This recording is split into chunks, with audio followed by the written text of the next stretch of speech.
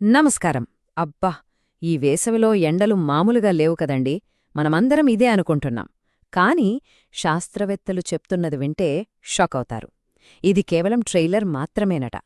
రాబోయే కొన్నేళ్లలో, మరీ ముఖ్యంగా 2027 నాటికి మనమొక భయంకరమైన వాతావరణ సంక్షోభాన్ని ఎదుర్కోబోతున్నామని హెచ్చరిస్తున్నారు. ఇంతకీ ఏంటా విపత్తు? అవును, ఇప్పుడు అందరి మెదళ్లలో ఇదే ప్రశ్న. నిజంగా అంత భయంకరమైన కరువు రాబోతోందా? రాబోయే 3 ఏళ్లలో మనం చరిత్రలో కనీవినీ ఎరుగని పరిస్థితులు చూడబోతున్నామా? శాస్త్రవేత్తల ఈ హెచ్చరికల వెనుక ఉన్న అసలు కారణమేంటి?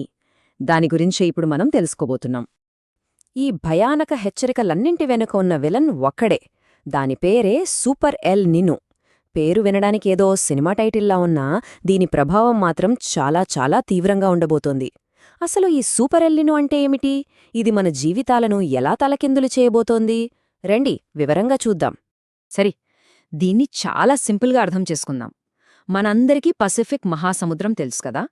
దాని ఉపరితలం సాధారణం కంటే కొంచెం వేడెక్కితే దాన్ని ఎల్ నినో అంటారు. కాని ఇక్కడ మనం మాట్లాడుకునేది దానికంటే చాలా పవర్ఫుల్. ఇది సూపర్ ఎల్ నినో అంటే సముద్రం వేడెక్కడం కాదు, ఒక రకంగా చెప్పాలంటే జ్వరంతో మండిపోతోందన్నమాట.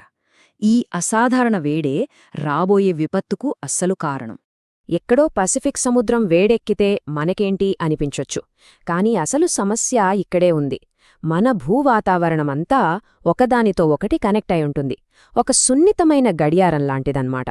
అందులో ఒక్క చిన్న చక్రం దెబ్బతిన్నా మొత్తం ఆగిపోతుంది. ఇప్పుడు అదే జరుగుతోంది. ఈ వేడి వల్ల మొత్తం వాతావరణ చక్రం బ్యాలెన్స్ తప్పబోతుంది.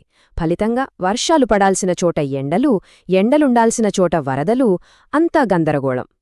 సరే, ప్రపంచం సంగతి కాసేపు పక్కన పెడితే మన దేశం మీద, అంటే భారతదేశం మీద దీని ఎఫెక్ట్ ఎలా ఉండబోతోంది? నిజం చెప్పాలంటే వ్యవసాయంపై ఆధారపడిన మన దేశంపై దీని ప్రభావం అత్యంత తీవ్రంగా ఉంటుందని నిపుణులు హెచ్చరిస్తున్నారు. దీని ప్రభావాన్ని ఒక చైన్ రియాక్షన్ లాగా చూడాలి. ఒకదాని తర్వాత ఒకటి పడే డామినో లాంటిది. ఫస్ట్, మన వ్యవసాయానికి ప్రాణాధారమైన ఋతుపవనాలు బలహీనపడతాయి, వర్షాలు తగ్గిపోతాయి. తర్వాతేమవుతుంది? నీళ్లు లేక పొలాలెండిపోతాయి, వ్యవసాయం కుప్పకూలుతుంది, ఆహారం పండక మార్కెట్లో ధరలు మండిపోతాయి. ఇక చివరికి ఈ ఎఫెక్ట్ మనం తాగే నీళ్ల మీద పడుతుంది. నదులు, చెరువులు ఎండిపోయి గుక్కెడ నీళ్లకోసం కటకటలాడాల్సిన పరిస్థితి రావచ్చు. ఇది కేవలం మన భారతదేశ సమస్య మాత్రమే అనుకుంటే పొరపాటే.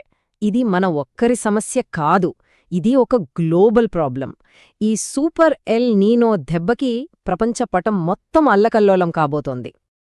ఇక్కడ చూడండి, ప్రకృతి తన బ్యాలెన్స్ ఎలా కోల్పోతుందో చెప్పడానికి ఇంతకన్నా మంచి ఉదాహరణ ఉండదు.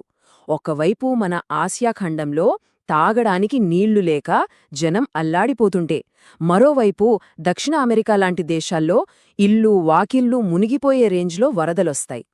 చూశారా ఎంత విచిత్రమో? ఒకచోట చుక్క నీరులేదు, ఇంకోచోట జలప్రళయం.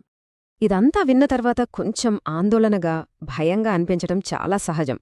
కానీ కేవలం భయపడి కూర్చుంటే లాభం లేదు, యాక్షన్ తీసుకోవాలి. మరి రాబోయే ఈ గడ్డు కాలాన్ని ఎదుర్కోవడానికి ఇప్పణ్నించే మనం ఏం చెయ్యాలి, ఎలా సిద్ధంగా ఉండాలి? ఈ సవాలును ఎదుర్కోవడం మనందరి బాధ్యత.